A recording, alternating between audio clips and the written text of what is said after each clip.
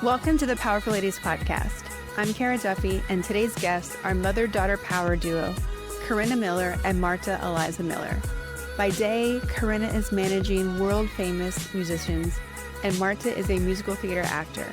However, they've combined their powers to become leading fundraisers for the Spine Center location in the Jackie and Jean Autry Orthopedic Center for Scoliosis, and helped fund CHLA's launch of the new Momentum app. In this episode, we discuss their journey to building their Marta Eliza Miller Foundation, their experience with scoliosis, raising a family while traveling the world, and why they can't help but keep adding new projects and adventures to their to-do list.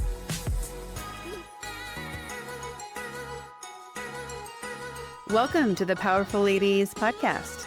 Good to be here. Thank you. Thank you. Let's begin. Let's tell everyone your names, where you are in the world, and what you're up to.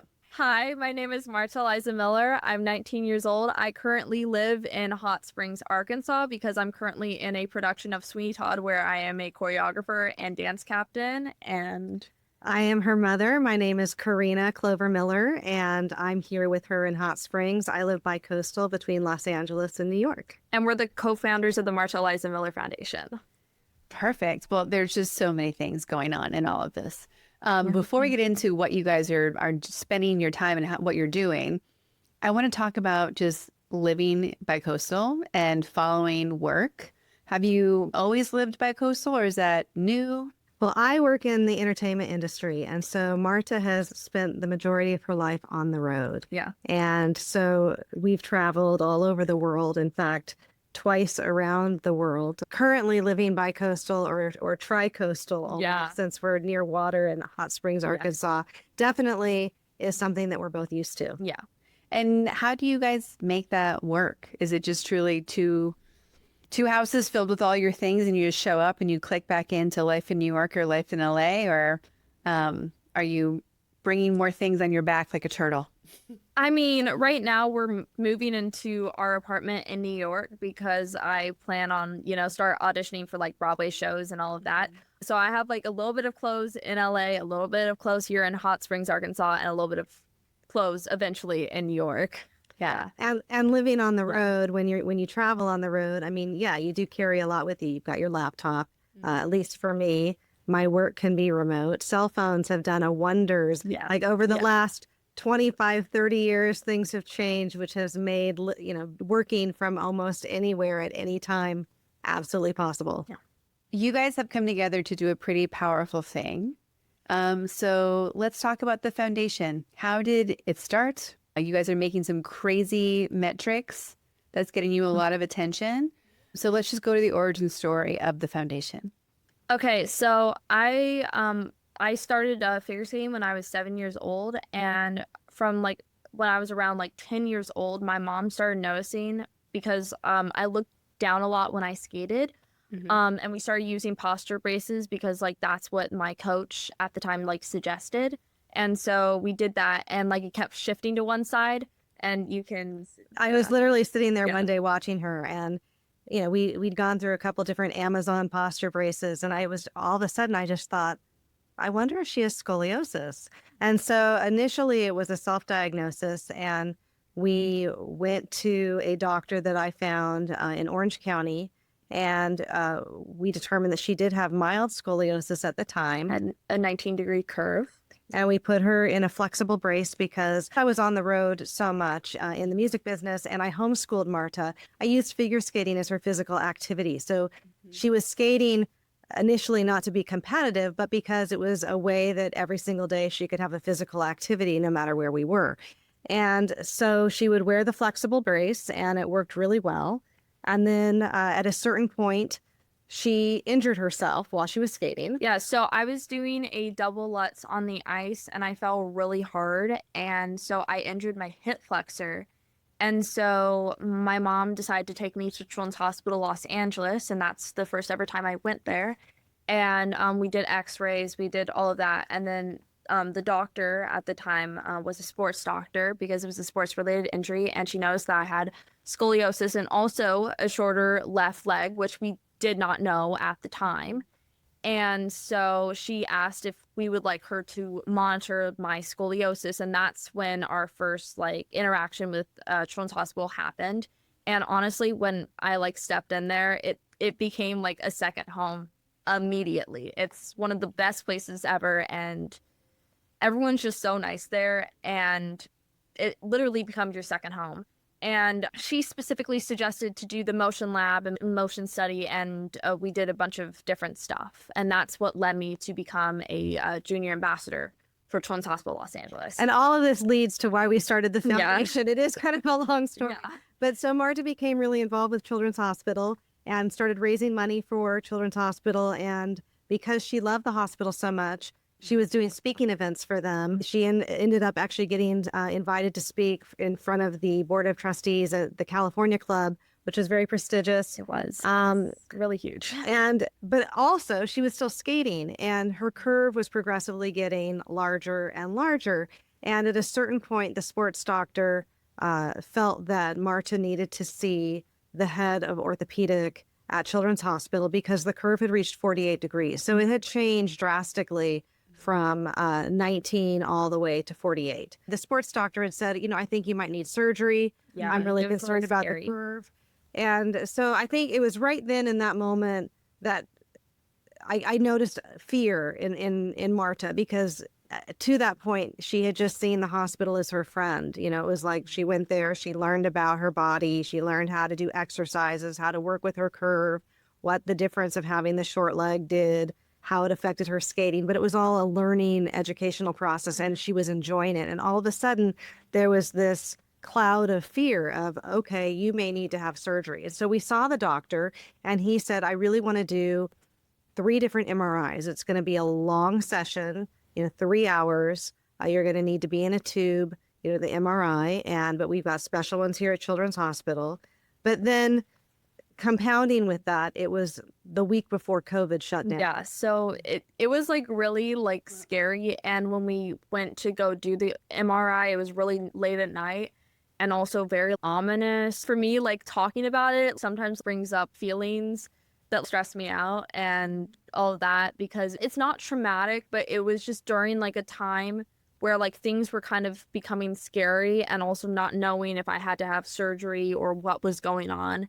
And also like figure skating too, like not knowing if I could continue that was just like a whole process that was like really hard for me. And I was like only 13 at the time. So So it was that weekend while we were waiting for the results, I was just trying to figure out a way to help Marta kind of cope with what she was going through. And I work in the music business, and the artists that we represent have done a lot of benefit concerts. So Marta grew up watching us produce benefits and doing things for other people. So we were at dinner, and I said, what if we made a foundation? Because I was thinking, okay, if she can't skate, and this has been something that has been such a large part of her life, like 5 days a week. At that point, she was skating 4 hours a day because she I was skating loved 20 it. hours a week. I was skating a lot every single day. And competing. Yeah. And it had reached a completely different level than it had initially started with. And so I just said, what if we started a foundation? Because we could give back to other young athletes who might be in a similar situation. And sometimes things happen for a reason. So if for some reason you can't continue skating, like we can turn that into a positive. And a way that we could turn that into a positive, we could create a foundation.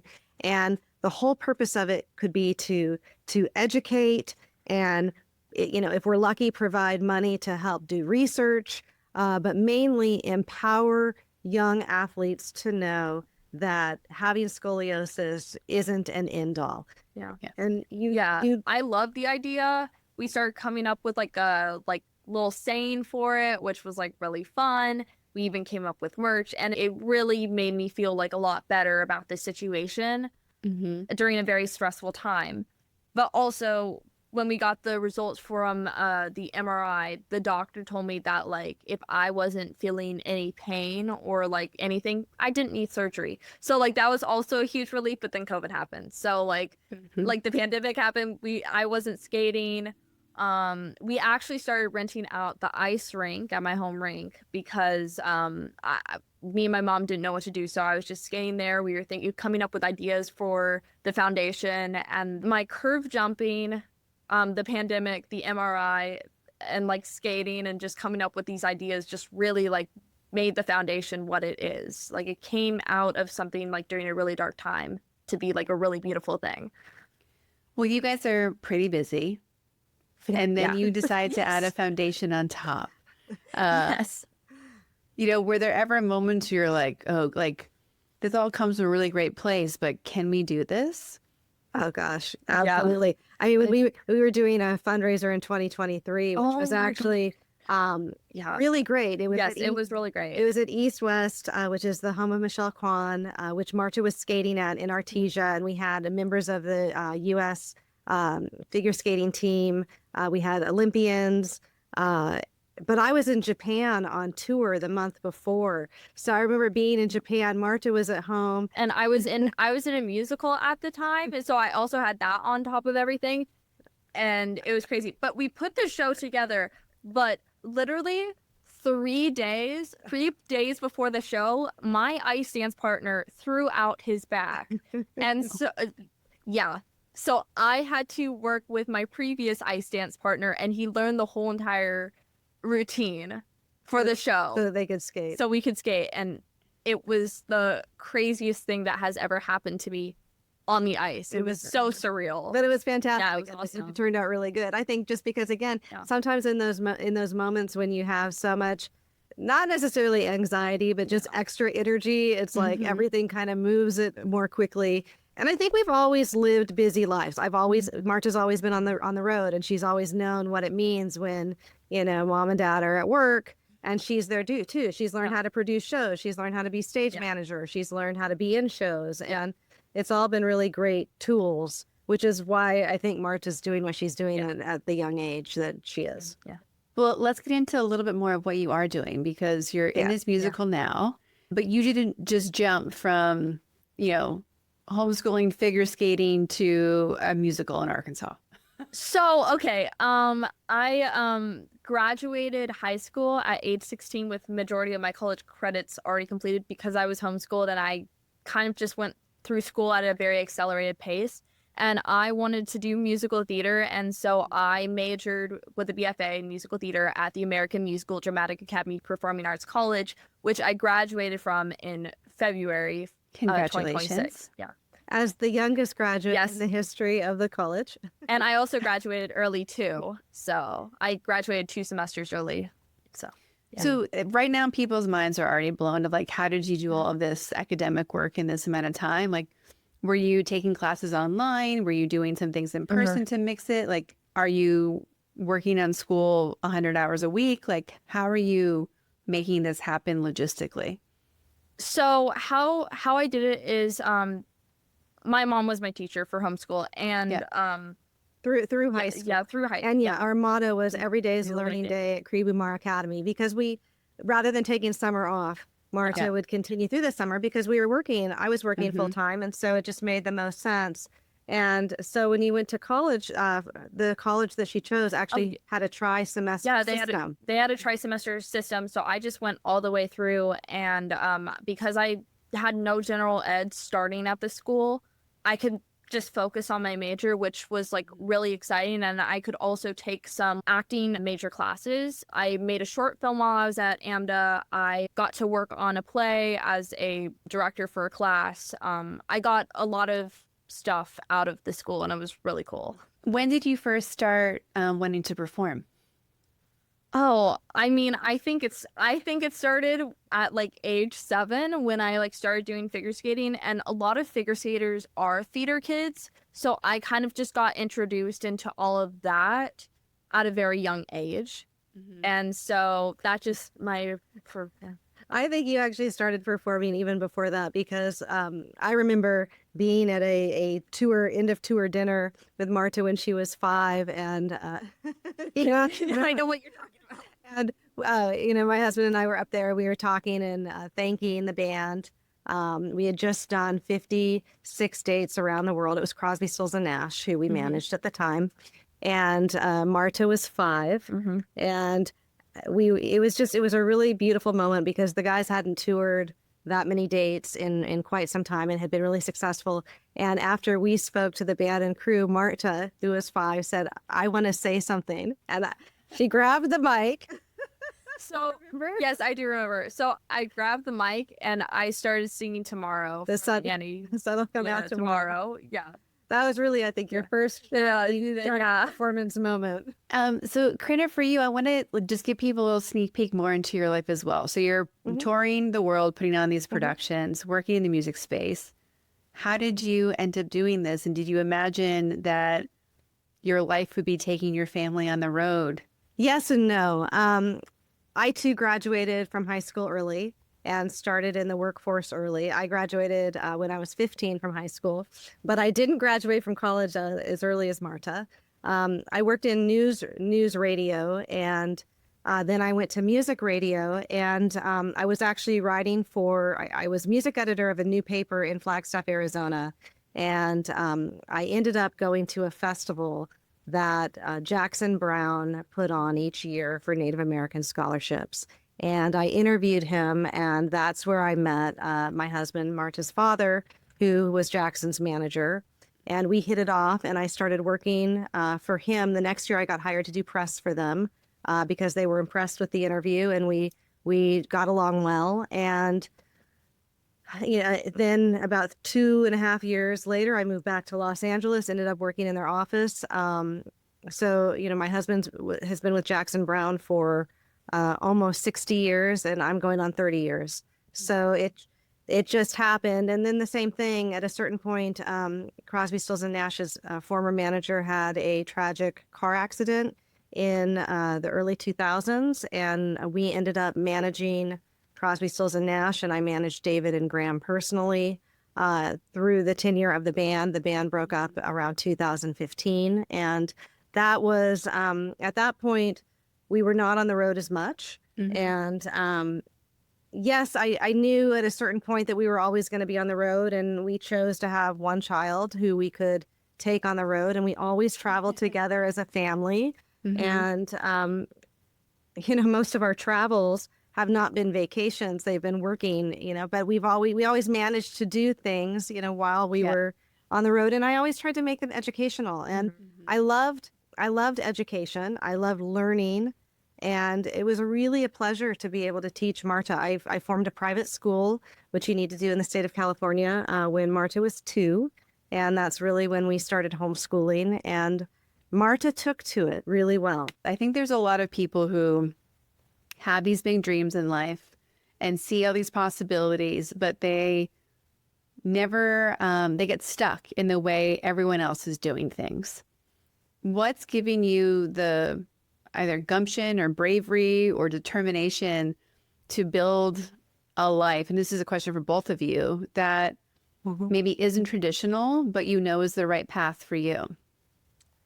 I mean, for me personally, I can understand getting stuck from other people around you. I felt very much that way in college, also in figure skating too, because there was a lot of judgment from a lot of the girls at the rink that I skated at. Also, same thing with coaches.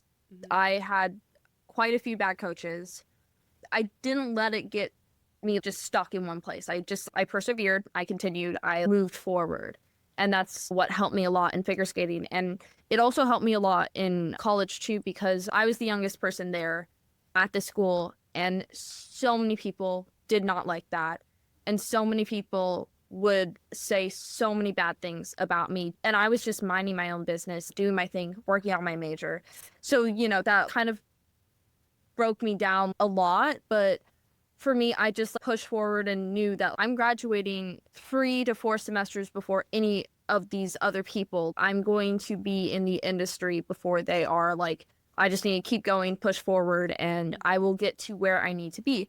And now that I'm not at the school anymore, so many more opportunities have happened for me. I'm being appreciated in spaces I never thought I would be appreciated in. I mean, this is my first time ever being a choreographer and a dance captain for a show. I've choreographed 3 pieces for the show. I've never done that in my life. And this is just such a major opportunity for me because I'm realizing so much more about myself that I didn't know about myself in college. And I really love choreographing, and I now have another job opportunity because I want to pursue a career in theater. I want to be on Broadway. I want to do all of that. And I realized, oh, I can do choreography if I really wanted to. I now have this major opportunity. It's just, you have to always push forward to get to where you want to be. And I also believe in manifestation a lot, because I've manifested a lot of things in my life and they've come true. So I really believe in that. Yeah. I think being an individual and owning your own power is really important. Growing up, I competed in the Optimist speech contest, and I think that gave me a positive outlook on life. And I'm not sure it was me trying to sugarcoat the surroundings I was in, but there was something that I always tried to look at the positive. And I think that I tried to teach that to Marta, and you can't shield people from negativity in the world. And as Marta indicated, she's had some incredible coaches, but they're also, in any environment, there is the rotten apple or the experience that you have to go through. And those experiences, as devastating as they can be, or traumatic, which in Marta's case, there was a very traumatic situation where we had to go through a safe sport case. And it took a couple years, to the point that now we can talk about it and be positive about it and see the good of it, right? Because there is always something good that can come from something bad, but also learning how to be an individual and owning your power. It's been a lesson that actually Marta has continued to teach me as I go through things, because we all have ups and downs. So we've had a good kind of osmosis type relationship back and forth on things like that. Yeah. You have some big fundraising coming up for the foundation. Yeah. Let's talk about that. So this year we decided to go national. The foundation, we've been really fortunate. We've raised over $1 million for scoliosis research and awareness. We decided we really wanted to go national. And so in June, which is National Scoliosis Month, we will be donating to scoliosis and spine centers in each of the 50 of the United States plus Puerto Rico. And we'll continue. We have a pledge that we are with Children's Hospital of Los Angeles. We've donated over $475,000 to CHLA. We're also partnering now with Children's Hospital Boston, and we'll be making partnerships with Everyone. A spine center in each state, which will then kind of take us to the next level. We're excited about that. But we have done something exciting too with research with CHLA. So from the fundraising and all of that, my current scoliosis doctor, Lindsay Andress, they created this app called Momentum with the fundraising that we did. And basically, it's a way for children who have scoliosis to not go through radiation every 4 to 6 months for scoliosis. And it's this app on your phone that is a 3D scan that will scan your spine and will give you an estimated curvature of your spine. And you do it every single month. And it's super cool and it's super exciting. And I can't wait to see how it moves forward, because it's so innovative and it's just great. Marta gets to be one of the prototypes, because even though she's no longer considered a patient of Children's Hospital because she's technically graduated, now she's an adult, we know what her spine has been for the last 3 years, which is it ranges between 30 to 32 degrees, depending on if I wear a lift in my shoe on my left leg.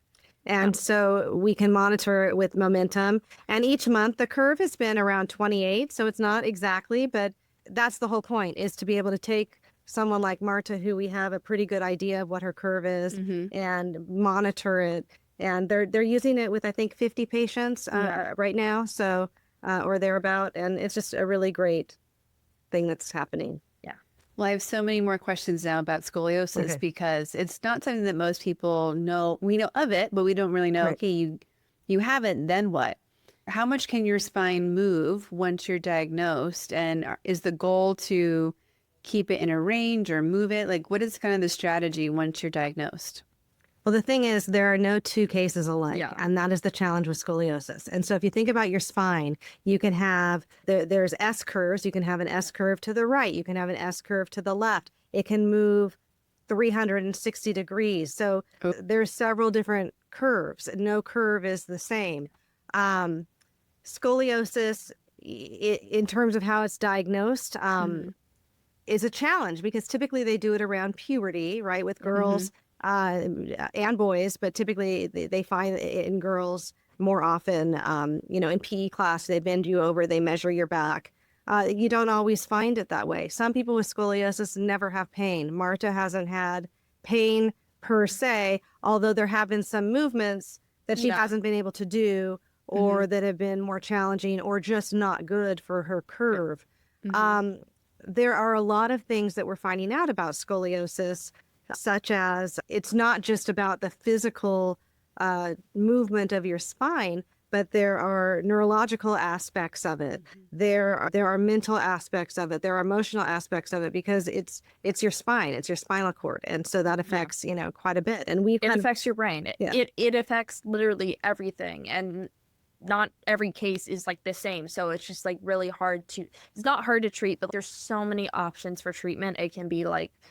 It can be crazy. Some people really need surgery. I mean, some people's curves are very substantial and affect their ability to walk or to sit. So sometimes surgery is necessary. And there are several surgeries. In fact, there's a fusion surgery. There's a new surgery that uses tethers that lengthen your spine as you grow. Right. Yeah. And there's a lot of research that's being done. And that's the thing about our foundation. We don't ever want to impart that one way is better than the other, because it really can't be. And the other thing is there's two types of scoliosis. There's congenital, which means you're born with it. There's idiopathic. It means it appears at a certain point in your life. That alone is hard to actually diagnose, because unless you catch it when a child is a baby, because you're doing other procedures, you don't necessarily know whether it's congenital or idiopathic. I don't know if Marta was born with it. We actually found out I have scoliosis, which I didn't find out until a year and a half ago. Well, her father has a shorter leg, so we always joked, oh, she got it from you. Well, his spine's straight. It just, but yeah, the goal is to make sure that you don't have pain, that as it grows, if there is, that you keep the curve from getting greater. We noticed an interesting correlation as Marta's teeth, when we straightened her teeth, that's when her curve changed the most drastic. Now, whether or not it's debatable whether or not teeth has something to do with scoliosis, though there have been some studies that have said the development of teeth and bone do have a correlation. Marta's metabolism is incredibly crazy. She metabolizes incredibly fast, which created a huge situation while she was ice skating, because she would get on the ice and within 5 minutes of being on the ice, she would be worn out, whereas some coaches would think, oh, she just doesn't want to skate. Now, she actually had no physical ability. So we had to go through this process of learning about electrolytes and how to keep her physically functioning. So it's just a lot. And there are a few foundations that have been doing this for 30 years or longer, working with doctors all over the world, trying to figure out ways to decipher more about scoliosis and figure out ways to help others. But really, awareness is a big part of it, because we don't talk about it. Yeah. And I think awareness is like extremely important, because as I mentioned, I have had bad coaches in the past, and I did get a lot of backlash with my diagnosis, and I became an ice dancer, and we do a lot of different dances on the ice. We do tangos, we do cha-chas, we do waltzes, we do everything pretty much. And there was this one dance that I could not physically do, and that was the foxtrot, because of one move where it actually would start making my left side, which is the side that of my back that we do not want cramping up or engaged, started engaging, and it started actually making me have physical pain. And the coach I had at the time did not believe me. Like, when I first said I had a foundation, she was like, why do you have a foundation? What's the point of scoliosis awareness? Why do you have it? And that was like a really hard thing to go through, because it's like, I was like, I think 13 or 14 at the time. And like, I didn't know how to explain to a lady who was like in her 50s about why I have this foundation. That's just like such a weird dynamic to have on the ice. And a lot of people don't talk about a lot of stuff with like coaches and them like not being nice to you in figure skating. It's just not talked about. It's just normal. They normalize it, which is not good. Yeah, and that's like with anything. But talking about scoliosis, that's the thing. It's silent. You don't see it unless you're looking at someone's back, and usually we have clothes on. And again, some cases are more drastic, but for mild scoliosis, which can affect people tremendously, even with a mild curve, you could be in more pain or not be able to do things. It's something that needs to be talked about. Yeah. Do you have stats on like what percent of the population is diagnosed with scoliosis or they think might have it? 2% is diagnosed with scoliosis, but probably more like 7% have it. How you get scoliosis, I mean, that was one thing, was we weren't sure. Was Marta's curve changing because she was doing jumps on the ice? That's actually debatable. Some doctors would say, oh, it could have a huge impact. Other doctors would say, well, it's her spine. No, her spine's not going to move that much unless she's like, injuring herself when she's jumping, which if there's no pain, she's not. And like the spacing of her spine seems like it's not compressing.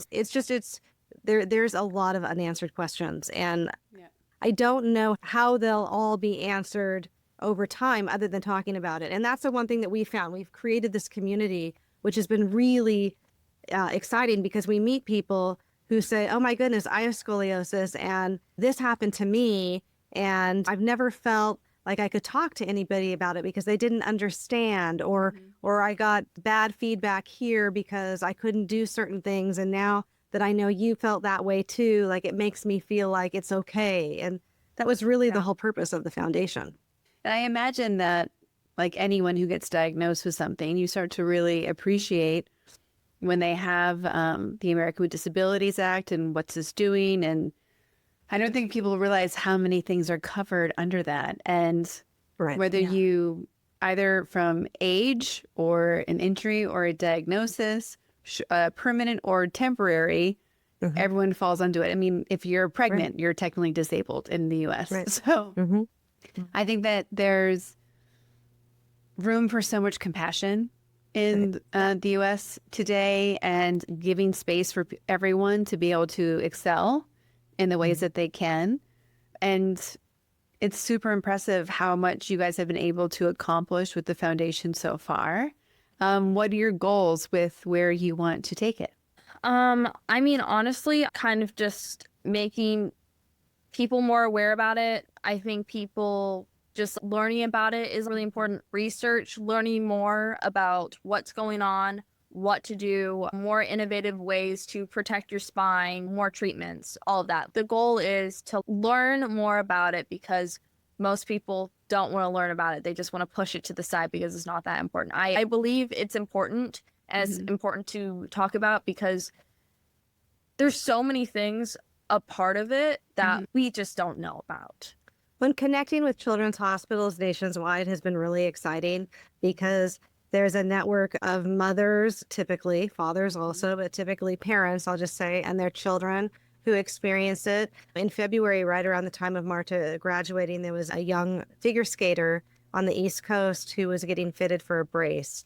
And the hospital where she was getting fitted, the Children's Hospital, reached out to us because the mother had heard about our foundation, and the hospital wanted to know if Marta could connect with the young skater because it was just a way to make the skater feel like it was going to be okay. And that's what our motto's always been. It's stand tall, be strong, dream big. And the purpose of that is stand tall because of scoliosis. You always, and with anything, you always want to stand and be your most proud.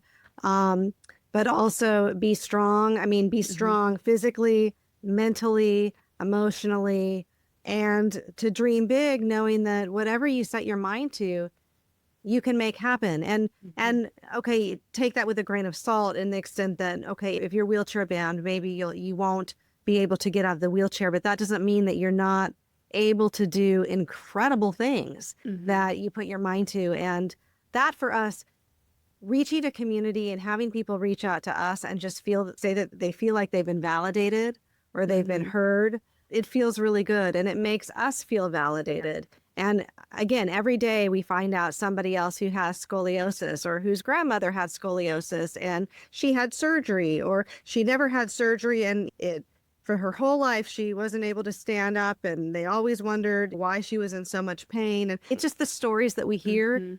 I think the more we have that in our world, maybe the less divisive our society will be. You know, I read that when you got diagnosed, because you were already fit from being an athlete that you had an advantage and you still had to do a lot of work in the self-care space. How much do you prioritize taking care of yourself today since the diagnosis? And the second part of that question is, with all the traveling that you guys do, how do you make sure you're fitting in the care that you need to do to keep yourself at your best? For me, like over time, it's mostly been like core exercises that like really help me. That is just something really easy that I can do pretty much anywhere. And the thing is, already from figure skating, like I had a pretty strong core from because I was doing jumps every day, I was doing squats every day, I was doing pretty much everything that I could to be strong when landing an axle or like any figure skating jump or like doing pretty much anything on the ice. And also stretching and yoga has like also helped me a lot. I mean, I haven't had the problem being like on the road and not doing exercises because I can do stretching, I can do core workouts, I can do workouts pretty much anywhere. As long as I have a rug or a nice solid surface that isn't too hard, I can just prop up my phone, put on a YouTube video of the core workout and just do it. And that's, I think, what's been neat to watch with Marta is when we started out when she was 10, there were like really specific exercises that I would make sure she did every day when it was, and they were interesting. They weren't always normal exercises. It'd be like lean to this side and flex this back muscle 10 times. And so we really did that quite a bit for when she was 10, 11, 12. She had a great figure skating coach at the time who was really positive and would take any input that I provided from her doctors in terms of what she needed to do. Like if she was doing a spin or a jump on one side, even if she didn't jump the other way, you would still practice that just to get your body and your spine moving the opposite direction. And sometimes you do one thing twice to the left and once on the right. So, but going through all of that where it was actually way more structured because I was involved with it. In college at AMDA, I was dancing every single day. I was doing physical activity all the time. And the way AMDA's program is structured, it's very much like how to sustain 8 days a week on Broadway. And majority of the shows currently on Broadway have alumni from AMDA. This school pretty much just trains you in a conservatory style to get you where you need to be for 8 shows a week. And doing a 3-hour marathon. And it's fulfilling to me to see Marta find other things like while she's been here in Hot Springs, she's doing a lot of choreography and a lot of dancing, but she's also found different workouts that are specific and correlated and that really help her. And so those things, it's been great for me to see how she's found her way through that as she's grown as an adult. So as we're going into the fundraiser, what can everyone do to support you? Where can they find you, follow you, donate? How can they get involved and help you exceed the goals that you guys have for this nationwide push?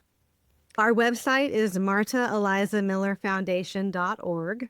There are ways on the site to donate. Those donations go directly, I can say actually, because Marta and I run the foundation, every dollar that comes in gets donated. We don't have a staff that we pay.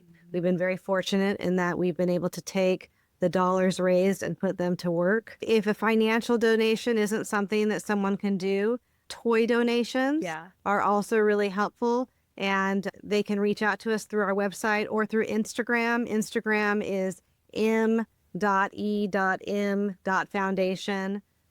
Or you can go to my page on Instagram, which is the Marta Eliza Miller Foundation, or you can go to my mom's page, which is Corrina Clover Miller. Yep. Yes. Okay. And yours is actually at Marta Eliza Miller, right? But they can donate unwrapped toys that we can then give to various children's hospitals around the country. But financial donations are great because it helps us continue being able to donate funds to all of the spine centers. And this year, we're really excited. We're going to be publishing a list in early June, along with National Scoliosis Month. And that will be exciting because people will see exactly who we've donated to.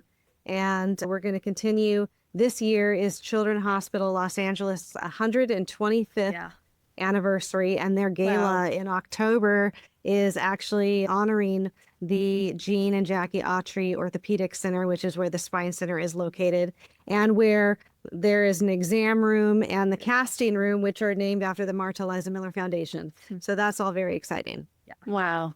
Okay. So for everyone who's listening, take a second and go follow on Instagram, give a donation, see how else you can get involved. And then are you doing anything locally? So if someone is in Boston or is in Philadelphia or Atlanta and they're like, how do I get involved with my local hospital? Is there a way that they can? Well, so we'll be publishing that in June. Okay, We'll perfect. be making sure that along with listing all of the spine centers that the foundation is supporting, ways that people can actually donate directly to those spine centers. And the centers that we are choosing to actually donate to are the ones that are working most directly with children and scoliosis and spine issues, because that way, again, the money goes to the people that are helping most with scoliosis and getting the word out, and also doing the most research on it because they're working with children going through it every single day. Yeah. Well, this is very impressive. I love seeing a great mother-daughter team. And just what you've done already, I can only imagine what even 5 years is going to make a difference. Thank you so much for sharing your story with me and the Powerful Ladies. We've been asking everyone, of course, what you guys want or on your manifest list, but I'm willing to bet it's to donate. Yes.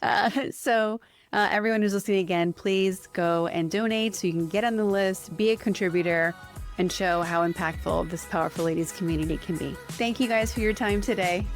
Thank you so much. It's been a pleasure talking to you. It's been amazing.